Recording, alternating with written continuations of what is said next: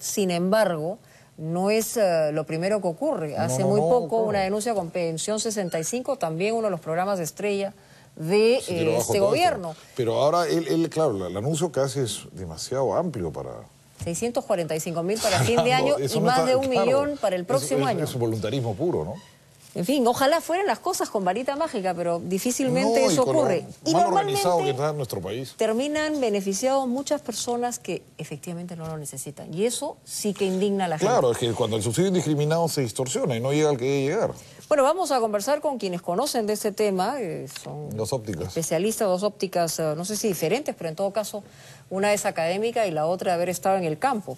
Está César Gutiérrez con nosotros, expresidente de Petroperú. ¿Qué tal? Buenas noches. Buenas noches. Y Enrique Vázquez, experto en programas sociales de la Universidad Pacífico, para hablar de estos temas. Primero, nos ha dado este libro tan interesante, ¿no? El Perú de los pobres no visibles.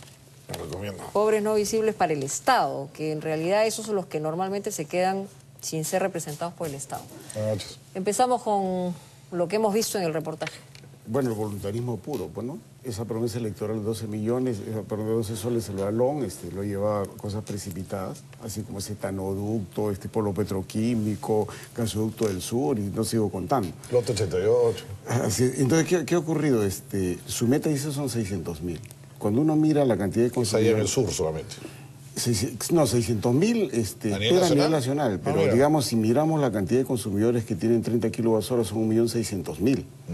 Y si miramos los que tienen 100 kilowatt-hora, le sumamos 1.400.000 más. Y los que no tienen cocina GLP más o menos son 2.600.000. Eso cuesta un montón de dinero.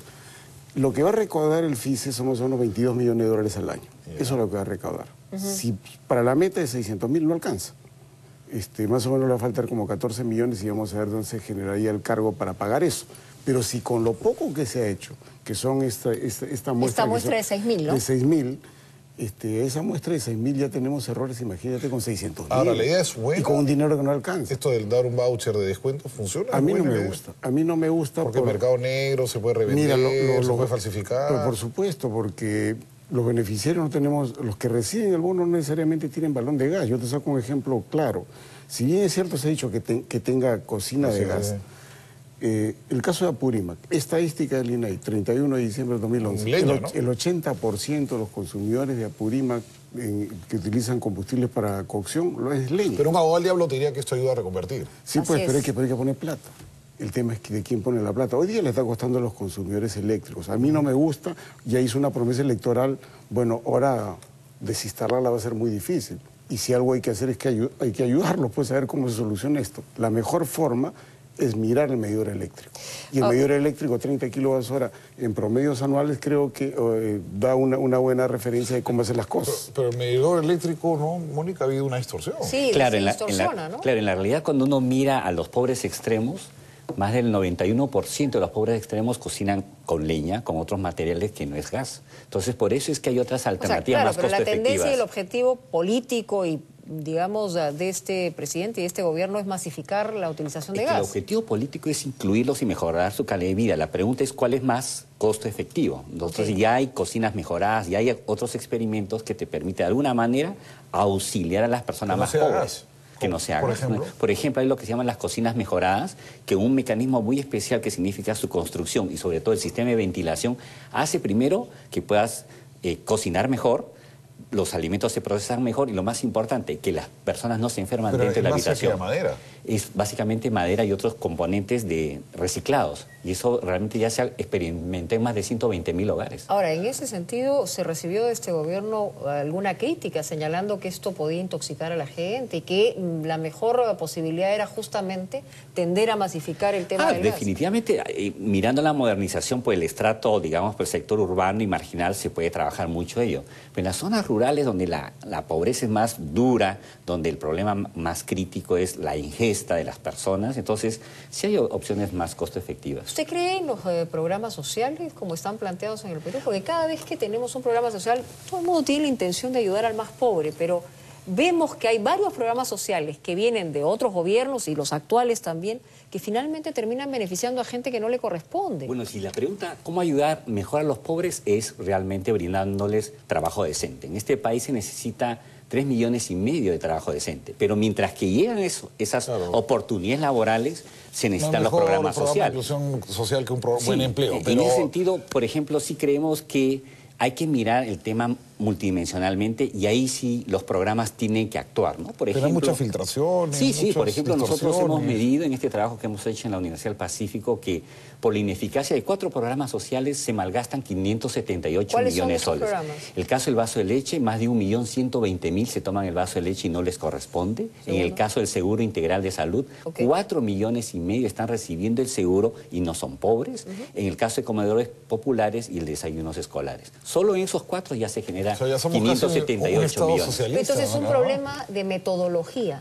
Es un problema, para comenzar, de identificar bien a los beneficiarios, que hemos visto el caso de este programa de gas y se da en otros programas que lamentablemente nacen con buena intención, pero lamentablemente no llega a la población más necesitada. ¿Cómo establecen los filtros? ¿Cómo haces para que no... Si me permite, el tema aquí se estaba tratando de beneficiar un conjunto de gente que cocina con un energético completamente fuera de foco, que es el caso de la leña. El concepto fundamental de utilizar el medidor eléctrico no es malo. Lo que pasa es que hoy día se ha sobrepasado y se ha tratado de decir, obvio el medidor, y me voy a sectorizar a la persona, y han venido los errores. Creo que si vamos al medidor, que no es infalible, es mucho mejor que estar en momentos sectorizando a las personas, donde se ha cometido una serie de errores, no solo en este programa, sino en Pensión 65. Creo que ahí está la dificultad. ¿El medidor de electricidad es para usted un buen baremo? Es un elemento importante, pero hay otras variables también relevantes, ¿no? Por ejemplo, el sistema de focalización, el SISFO, tiene una cartilla extraordinariamente bien construida, tiene un equipo técnico pensante que lo ha hecho bien. El tema es el campo, porque ahí cómo recopilar la información, cómo evaluar que realmente se ha levantado bien esa información, ahí hay una debilidad institucional que es gestores. ¿El voucher sirve en un país donde hay tantas falsificaciones, hay tendencia al mercado negro? Sí, eso es. Es que la administración de esas cosas es muy compleja. Lo estoy viendo, lo falsifica cualquiera, o lo revendes, última hora 20 soles. Hay un mercado negro. Es hecho por analogía de un programa social que se creó en la época de Kuczynski, que se llama el Fondo de Compensación Social Eléctrico, que se llama FOSI. Y por eso le han cambiado, digamos, claro, se llama el FISE. Claro, el tema... FOSE-FISE. Claro, y el FOSE, el primer programa social así de subsidio cruzado que lo pone Kuczynski. Y bueno, yo intervine en ese tema, lo conozco en detalle. Pero no era con voucher, No, es que era un subsidio cruzado dentro del mismo sector eléctrico, lo administra una persona y los beneficios son 3 millones de personas. Yo lo que te quería preguntar, por ejemplo, alguien que tiene, es 30 kilowatts, ¿no es cierto? 30 kilowatts hora. Hora, sí. ¿Y eso qué significa más o menos para poder graficar, digamos una realidad? Un ciudadano medio de la zona urbana más o menos son 10 veces más de consumo, 10 veces el consumo. Está consumiendo 12 soles de factura. De un par de una factura, una eso es lo que es 12 soles. Un par de foquitos. Un par de focos, una radio. Imagínate una factura de 12 soles versus un ciudadano medio que está pagando 120 soles. Sobre eso estamos hablando. Entonces, es 2 o 3 artefactos de iluminación, de repente no plancha eléctrica y un televisor por ahí. Claro, una radio. Para frecuencia latina. Una cosa por el estilo. Pero no más. Pero 30 kilowatts hora, ten en cuenta que en el Perú hay 1.600.000 personas en esa condición. Y 100 kilowatts hora, que sigue siendo poco, hay 1.400.000. Pero una pregunta, ¿solo con suministro eléctrico o haciendo un programa es conveniente? Ayuda. Ya, pero digamos, ¿se puede determinar que las filtraciones o se minimicen, digamos, las equivocaciones? ¿Eso serviría para que esto funcione? Es mejor y creo que se puede complementar con una focalización y estudio de la gente que conoce el tema de sectarizar. Una vez que identificas, antes pasaba donde Enrique, una vez que identificas los vouchers, ¿a quién se lo...? ¿Es bueno el sistema de vouchers? No, el problema es que yo puedo tener el voucher y no sé si le haré uso, pues si no puedo crear un mercado secundario de vouchers y puedo tener un conjunto de gente falsificaciones y yo voy a tener que estar viendo sofisticaciones para que esos cursos no existan y eso va a ser difícil y eso es lo que no me gusta. Sí, bueno, y justamente lo que le falta acá al Estado, tener buenos gestores de inversión social que sepan primero identificar adecuadamente. ¿Y cómo identificar? Ahí lo que falla, por ejemplo, es que el sistema de focalización, el SISFO, si bien está bien concebido, hay un problema de administración. Y luego no cruzan variables, ¿no? Por ejemplo, no trabajan... ¿Qué es lo que hace el SISFO? El SISFO, por ejemplo, primero... Para que entienda la gente. Se formula un cuestionario y a partir de determinadas variables de condiciones de vida, condiciones de la casa, educación y salud, va estas unidades que están en las municipalidades y visitan fundamentalmente las zonas urbanas, ¿no? Si, por ejemplo, llegan a tu casa y te hacen unas preguntas. Es como un censo. Sí, es una encuesta en la realidad, ¿no? Porque el censo se aplica a todo el mundo. Okay. En la realidad, por manzana se tienen focaliza. que ser verificadas con algo, sí. Y eso se contrapone, digamos, con la utilización de la electricidad. Exacto. Entonces, varios elementos adicionales entran en juego, pero ¿qué pasa? La producción del listado tiene que ser nuevamente chequeado en términos de lo que significa análisis muestral. Chequear de alguna manera si tal cual persona debe estar. En otros países, ¿qué es lo que se hace? Pues, ¿no? Se prepublican los nombres de las personas. Por ejemplo, en unos estados de Brasil se ponen los nombres, inclusive recordemos, Juntos nació de alguna manera publicándose los nombres porque ya se dieron algunas equivocaciones iniciales. Pero se puede cruzar también con SUNARP, si tiene propiedades, por ejemplo, si paga impuestos. Una idea que proponemos siempre es el tema de trabajar con la base de datos de la RENIEC. Autos, claro. Lo de la RENIEC ya te identifica. Es la mejor base de datos que hay, creo que a nivel de América Latina. Además, el gobierno anterior dejó algo positivo, que todo el mundo debe tener DNI. Entonces, ya con eso, por ejemplo, nosotros hemos calculado que hay más o menos 500.000 niños entre 19 y 45 años que se toman el vaso de leche y en realidad no son niños, ¿no? O sea, entonces, pero gracias al uso de la RENIEC. El asunto es que esta focalización la hace gente desde de repente una cómoda oficina de San Isidrino, creo que está en La Molina. No. La hacen las municipalidades, tienen equipos técnicos que hacen campo. ¿El CISFO dónde funciona hoy día en Lima? La parte pensante funciona aquí en Lima, pero la parte operativa creo está en que las funciona en un barrio residencial, ¿no? Que no tiene nada que ver, yo creo, cuando se hace la focalización, cuando se hace el diseño. Y ese parámetro de pensamiento, el tema es cuando va al terreno, ¿no? El divorcio entre lo que se piensa en la ciudad de una persona que está pensando en la ciudad, un sitio muy cómodo, a cuando va el terreno. Yo creo que si eso se combina eficientemente con el tema del medidor, ayudaría, pero hay que cruzarlo. Hoy día hubo una gran premura, es más, sacan acá un régimen de sección que ya no es 30 kWh, sino 100, eso es lo que se echó en la convención, y por la premura, pues nada, empadronamiento y dele. Por ejemplo, la Municipalidad de Pichari, que es lo que hemos recogido, ¿habrá gente ahí, digamos, preparada para determinar y saber quién es? Es difícil. Hay limitaciones técnicas de los equipos, justamente las municipalidades. Ahí está la falla, justamente, ¿no? O sea, los manuales están muy buenos, en la realidad sí está bien pensado, pero la parte operativa ahí hay muchas limitaciones. ¿Qué tal está trabajando la ministra Trivelli? Bueno, ella es excelente profesional, la pareja presidencial le da respaldo político y técnico y económico, ha jalado excelentes funcionarios. Por ejemplo, el responsable de CISFO es Miguel Madueño, un técnico de primer nivel.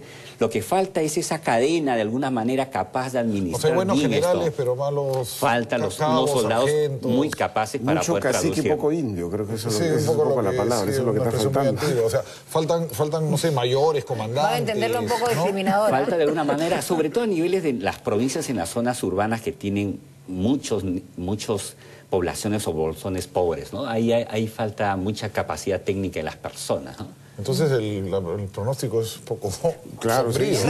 Si esto no se corrige, si sobre 6.000 ha habido barbaridades, imagínate los 600.000. Y esto le está costando al consumidor eléctrico, le está costando 22 millones de dólares al año. Moraleja, no prometas barbaridades en las campañas. Y no te apures en tratar de implementarlas porque la calle grita. Sí, esa premura no es positiva, coincido plenamente, porque todos los programas es cobertura. Claro, eso es lo que iba a decir. Por ejemplo, en junio le dicen, académico, por si acaso, y hay que preparar el discurso del presidente, a ver, ¿cuánto tú me estás presentando de metas? Y después la gente reacciona, no. Bueno, lo que pasa con la educación, tenemos una cobertura muy buena de primaria y secundaria, de la más alta de Sudamérica, pero la educación es mala, pues. Terrible. O sea, al colegio va todo el mundo. Por ejemplo, un programa que a mí me preocupa es el caso de beca de 18, ¿no? Digamos, hacia el primer trimestre de este año habían 300 beneficiarios. De un momento a otro ha saltado más de 3.000. Y eso nosotros nos preocupamos porque la definición de quienes tienen alto rendimiento, pues tú te puedes sacar 19, yo 11, pero entre todos puede haber limitaciones. Entonces hay que tener mucho cuidado de esos grandes saltos, como dice el ingeniero, de la premura por mostrar, ¿no? Y congraciarse con el que tiene poder, claro, ¿no? Claro. Es muy subjetivo. Bueno, muchas gracias a ambos y la verdad que esto es una llamada de alerta, en realidad que lo entienda de esa manera el gobierno y que tenga más cuidado. Sino que las cosas caminen bien. Y nosotros no quemamos llantas, o sea, entonces nosotros estamos diciendo acá a los medios tratar de explicar, no somos la turabunte de la calle con la cual se asusta, pero yo creo que la recomendación oportuna debe ser tomada en cuenta. Pero ojalá que no se vuelva vuelvan a prometer excesos demagógicos, como decirle a la gente que le vas a vender el gas a 12 ahora, soles de 35. Bueno, ahora se está prometiendo un polo petroquímico de 14.000 millones en Hilo, que tampoco no es pertinente, y ya habrá bloqueo de carretera al sur, ¿no? Y el problema yo creo es que ahora se anuncia aumento del presupuesto público, pero lo importante es aumentar el número y la calidad de gerentes de inversión social, porque si no, ¿qué haces con tanto dinero y no lo sabes administrar? Dos falencias muy grandes. Una es el tema de técnicos apropiados para cuadros, y la otra es operadores políticos. La verdad que están los dos elementos son fundamentales. En cero. Muchas gracias por estar con nosotros aquí en Sin Medias Tintas. Regresamos con mucho más. No se vayan. Cuando por fin